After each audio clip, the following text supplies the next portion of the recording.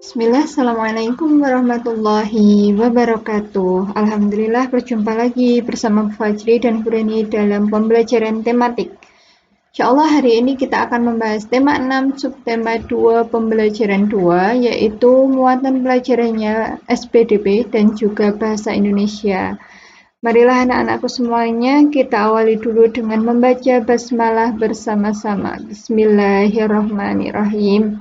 Kita saling mendoakan ya anak-anak semuanya agar senantiasa sehat dan dalam lindungan Allah Subhanahu wa taala. Amin ya rabbal alamin. Anak-anakku semuanya silakan kalian untuk mempersiapkan buku catatan dan juga alat tulisnya. Silakan untuk dicatat untuk materi hari ini. Kita masuk ke dalam SPDP yang pertama, yaitu mengenai bentuk karya tari kreasi. Karya tari kreasi dapat berupa 3 bentuk, yaitu yang pertama ada tari tunggal. Tari tunggal adalah karya tari yang diperagakan oleh seorang penari. Jadi hanya satu orang penari saja disebut tari tunggal. Bentuk yang kedua yaitu tari berpasangan. Namanya berpasangan berarti berapa? 2 orang. Nah, atau tari berpasangan adalah karya tari yang diperagakan oleh 2 orang penari. Yang ketiga yaitu tari berkelompok.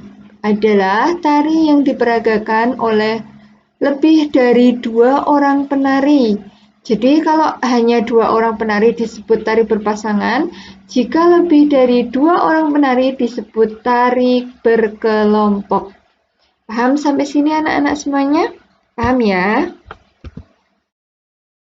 Kita lanjutkan yang akan kita bahas yaitu tari tunggal. Tari tunggal adalah karya tari yang diperagakan oleh seorang penari. Penari pria dalam tari tunggal biasanya membawakan tari dengan kuat dan gagah, jadi mencerminkan. Nah, kalau penari pria dalam tari tunggal itu mencerminkan bahwa tariannya itu tarian dengan kuat dan juga gagah, melambangkan kuat dan juga gagah. Kemudian jika penari wanita membawakan tari tunggal, yaitu mencerminkan kelembutan dan keanggunan. Seperti itu anak-anak. Kemudian kita masuk ke jenis tari tunggal. Ada 3, yaitu yang pertama, tari tunggal ritual. Dipentaskan untuk acara upacara adat daerah setempat.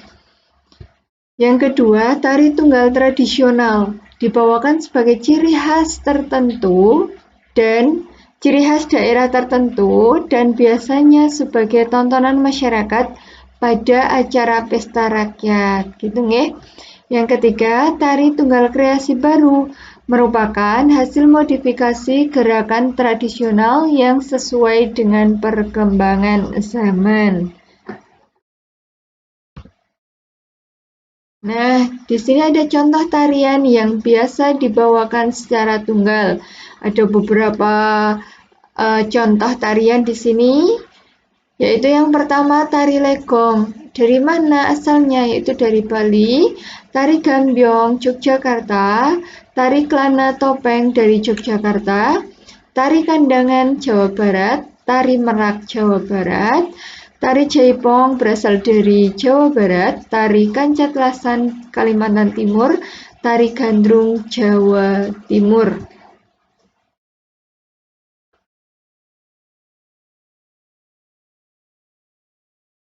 Nah, ini contoh-contohnya. Tadi ada tari legong, yaitu yang berasal dari Bali. Ini ada contohnya, bisa ditarikan secara tunggal ya. Kemudian ada tari gambyong dan juga tari merak berasal dari Jawa Barat. Nah, dan juga masih banyak lagi contoh-contohnya. Kalian bisa mencari sendiri ya. Kita lanjutkan. Nah, sekarang kita masuk ke dalam bahasa Indonesia, yaitu menentukan kalimat utama dalam teks non-fiksi. Yang pertama, kalimat utama. Setiap paragraf memiliki kalimat utama, jadi kalimat utama itu bukan kalimat yang pertama. Bukan, tetapi kalimat yang paling penting di dalam paragraf itu.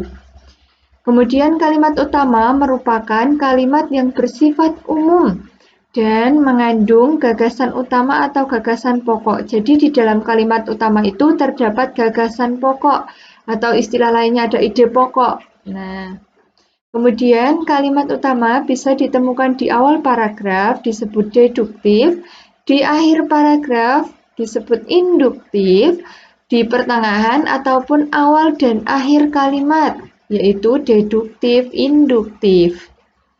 Yang kedua, ada ide pokok paragraf. Dalam satu paragraf pada umumnya hanya terdapat satu ide pokok. Ide pokok adalah inti suatu paragraf. Biasanya terkandung dalam kalimat utama. Jadi anak-anakku semuanya beda ya antara kalimat utama dengan ide pokok paragraf. Kalau kalimat utama itu biasanya kalimatnya utuh dari bacaan yang tersedia.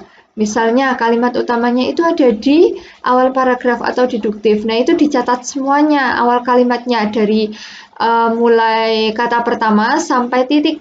Nah, itu dicatat semuanya. Sedangkan kalau ide pokok itu merupakan ringkasan dari kalimat utamanya. Jadi, kalau kalian akan menentukan ide pokok paragraf, kalian harus tahu kalimat utamanya terlebih dahulu. Nah, setelah kalian mengetahui kalimat utamanya, baru diringkas atau intinya dari kalimat utama. Itu disebut ide pokok paragraf.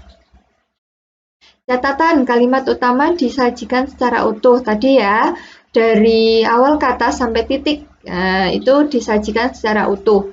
Akan tetapi, gagasan pokok tidak disajikan secara utuh dalam kalimat utama, melainkan inti sari kalimat utama. Biasanya kan seringkali kita menuliskan ide pokok paragraf itu utuh ya, dari awal kata sampai titik. Biasanya seperti itu. Nah, itu merupakan kalimat utama, bukan ide pokok paragraf. Seperti itu anak-anak, pelan-pelan saja untuk memahaminya. Silakan kalian bisa skip video ini, kemudian kalian cermati perbedaan antara kalimat utama dengan ide pokok paragraf. Nah, kemudian kita masuk ke istilah lain ide pokok. Jadi, istilah lain ide pokok sangat banyak. Antara lain ada nama lainnya ya, bisa disebut ide pokok, disebut gagasan utama, gagasan pokok, pokok pikiran, pikiran utama, inti paragraf, bisa juga tema, topik. Ini semuanya adalah sama. Ya, intinya sama. Jika yang ditanyakan gagasan pokok dari paragraf di atas adalah berarti kan sama aja dengan ide pokok ya. Seperti itu anak-anak semuanya, silakan untuk diamati terlebih dahulu, dipelajari. Nah, di sini ada contoh cara menemukan kalimat utama dalam gagasan utama. Mohon maaf, contoh cara menemukan kalimat utama dan gagasan utama. Di sini ada contoh satu paragraf, judulnya Pemanasan Global. Perubahan iklim terjadi di berbagai penjuru dunia, termasuk Indonesia. Perubahan iklim tersebut menyebabkan kemarau panjang hingga hujan yang tidak menentu. Peristiwa alam tersebut berdampak pada keadaan alam daerah tertentu, misalnya di daerah dataran tinggi. Intensitas hujan yang tinggi menyebabkan tanah terkikis dan rapuh. Keadaan alam tersebut berpotensi menyebabkan bencana tanah longsor. Nah, di sini ada pertanyaan kalimat utama paragraf pertama. Teks tersebut adalah, jadi kalimat utama dari paragraf ini yang mana? Kita cari ya, yaitu ada di awal kalimat atau deduktif, yaitu perubahan iklim terjadi di berbagai penjuru dunia termasuk Indonesia.